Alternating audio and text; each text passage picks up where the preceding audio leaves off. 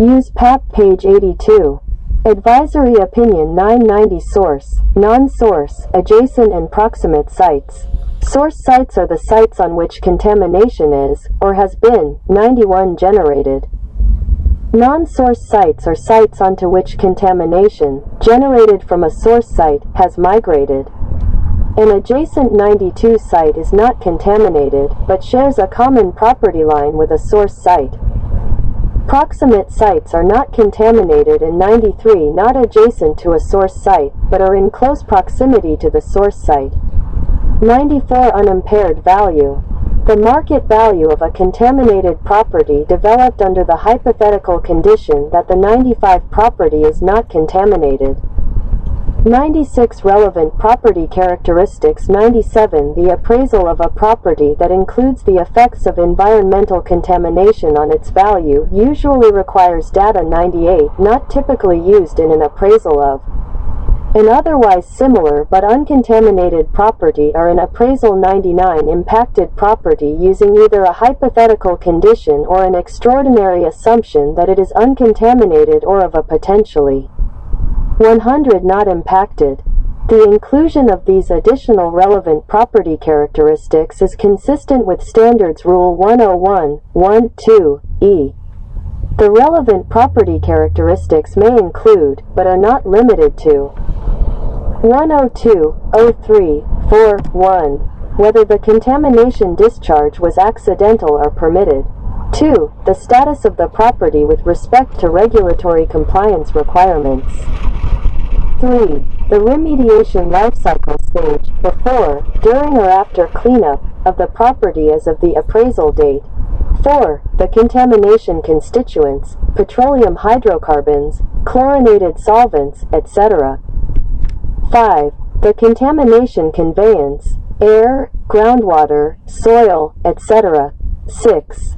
Whether the property is a source, non-source, adjacent or proximate site. 7.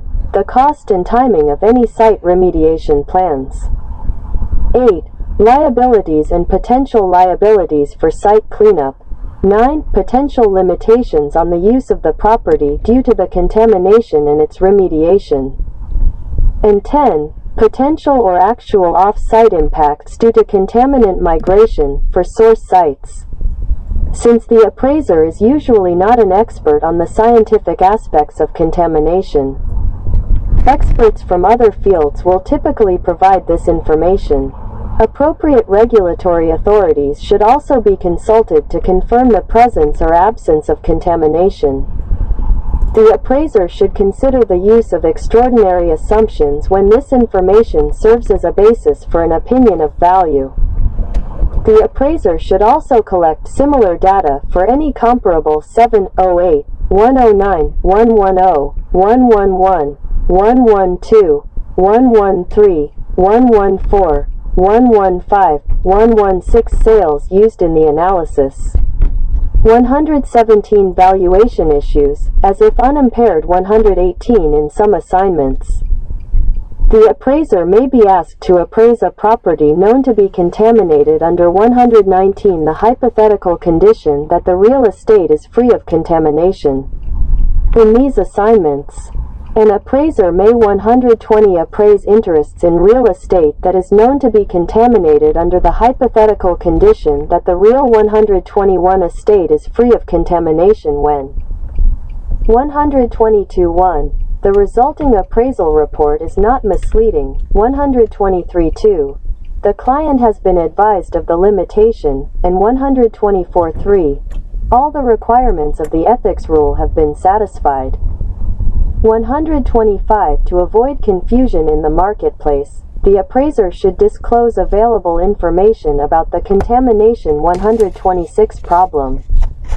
Explain the purpose of the hypothetical condition that the real estate is not contaminated, and state that the 127 use of the hypothetical condition might have affected the assignment results in accordance with SR 2-2, and b. she.